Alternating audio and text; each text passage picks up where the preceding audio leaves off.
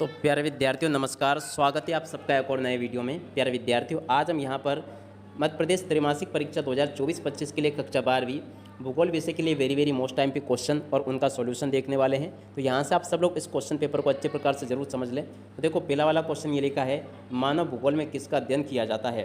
तो देखो, यहाँ से आप सब लोग इस क्वेश्चन को याद कर ले अच्छे से। मानव भूगोल की कोई एक मान्य परिभाषा आपको लिखनी है, तो इस वाले क्वेश्चन के आंसर को भी देख ले आप सब लोग। उसके बाद में देखो, अगला क्वेश्चन ये लिखा है, देखिएगा मानव भूगोल को के अर्थ को समझाइए। तो देखिएगा, मानव भूगोल के अर्थ को आपको समझाना है, इस वाले क्वेश्चन के आंसर को भी देख ले। और उसके बाद में देखिएगा, अगला क्वेश्चन लिखा है, मानव भूगोल को परिभाषित कीजिए। तो देखिएगा, मानव भूगोल को यहाँ से आपको परिभाषित करना है, तो आप सब लोग इस क्वेश्चन को भी देख लें। उसके अलावा अगला क्वेश्चन ये लिखा है, मानव भूगोल के कुछ उप क्षेत्रों के नाम बताइए। तो देखिएगा, मानव भूगोल के कुछ उप क्षेत्र कौन कौन से हैं। तो देखिएगा, व्यापारवादी भूगोल होता है, सामाजिक कल्याण का भूगोल होता है, अवकाश का भूगोल होता है, सांस्कृतिक भूगोल होता है, ऐतिहासिक भूगोल होता है। तो यहाँ से आप सब लोग इनको देख लें और आप सब लोग इन क्वेश्चन के आंसर को अच्छी प्रकार से याद कर लीजिएगा। अब इसके बाद में चलो हम जल्दी से हम आगे बढ़ते हैं, अगले क्वेश्चन को देखते हैं। तो देखिएगा, विश्व में जनसंख्या वितरण की कोई दो विशेषताएं लिखिए। देखिएगा, विश्व में जनसंख्या वितरण की दो विशेषताएं क्या क्या हैं, यहाँ से आप लोग देख लो। जनसंख्या असमान रूप से वितरित है। विश्व की जनसंख्या 90% भाग में इसके केवल 10% भाग पर पाया जाता है। उसके अलावा आगे से इसको देख लें, विश्व के 10 सर्वाधिक आबादी देश विश्व की लगभग 60% जनसंख्या निवास करती है।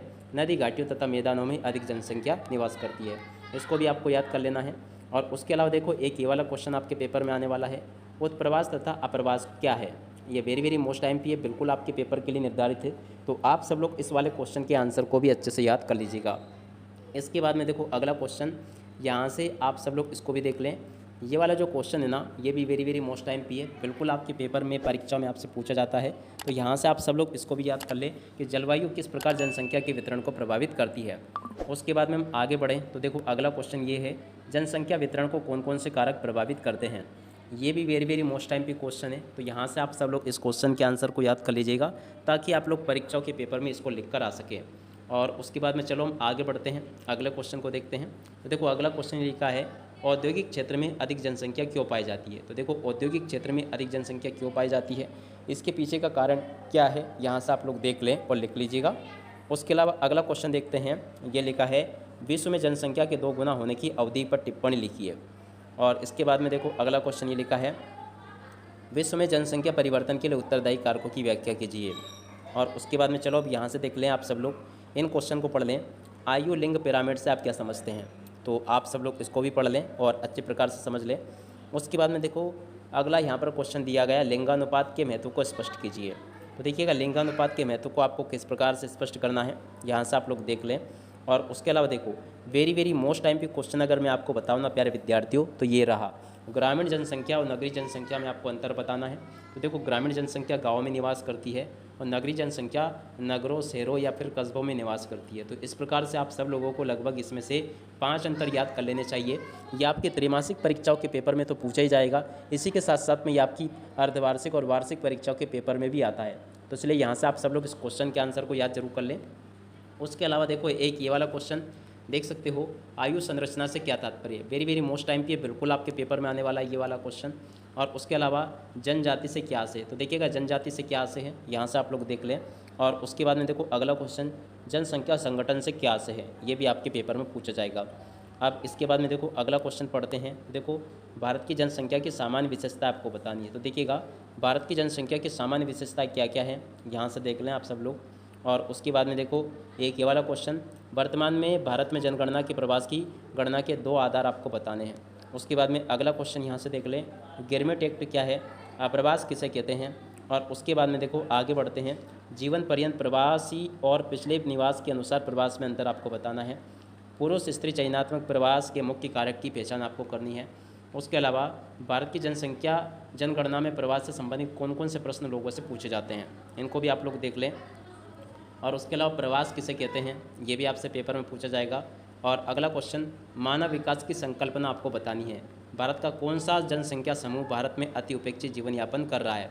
तो यहाँ से आप सब लोग इनको भी देख लें। और उसके बाद में देखो, अगला क्वेश्चन ये लिखा है, केरल में साक्षरता दर ऊँची क्यों है। मानव विकास को परिभाषित आपको करना है, ये भी आपको बताना है। और उसके अलावा आगे के क्वेश्चन को देख लें, बच्चों में घटते लिंगानुपात के 2 कारण। तो यहाँ से आप सब लोग इन क्वेश्चन को भी देख लें। मानव विकास की कुंजी है, ये भी आपको बताना है। गैरीसन नगर क्या होते हैं? देखिएगा, सैनिक नगर यानी कि गैरीसन नगर क्या होते हैं, ये भी क्वेश्चन आपके पेपर में पूछा जाता है, तो इसको भी आप लोग कंप्लीट कर ले पूरा। और उसके बाद में देखो आगे, मरुस्थलीय प्रदेशों में गाँवों की अवस्थिति में कौन से मुख्य कारक है। और उसके बाद में अगला क्वेश्चन, महानगर क्या होते हैं, ये नगरीय संकुलों से किस प्रकार भिन्न है। अनुषंगी सैटेलाइट या उपग्रह नगर किसे कहते हैं। दो मध्यकालीन नगरों के नाम आपको बताने हैं। उसके बाद में भारत में नगरीकरण के दो महत्वपूर्ण कारण आपको बताने हैं। ग्रामीण व नगरीय बस्तियाँ किन आधारों पर एक दूसरे से भिन्न होती है। उसके बाद में देखो, नगरीय जनसंख्या किस प्रकार से बढ़ती है, नगरों के प्रकार किसे कहते हैं। उसके बाद में देखो ये वाला क्वेश्चन, मानव बस्ती का क्या अर्थ है। उसके बाद में देखो आगे देख लीजिएगा ये क्वेश्चन, खाद्यान्न फसलें क्या हैं, भारत में अनाज की कृषि की विशेषता आपको बतानी है। उसके बाद में देखो, पश्चिम बंगाल में पाई जाने वाली चावल की 3 फसलें कौन सी है। और उसके बाद में भारत में गेहूं के उत्पादन के क्षेत्र आपको बताने हैं। और इसके अलावा ये वाला क्वेश्चन, खासकर जो मैं आपको मार्क करके बता रहा हूँ ना, इन क्वेश्चन को आप लोग अच्छे से याद जरूर कर लेना। पश्चिम बंगाल में जूट की खेती अधिक क्यों की जाती है। और उसके अलावा देखिएगा, भारत में गेहूं की पैदावार के लिए आवश्यक भौगोलिक दशा है।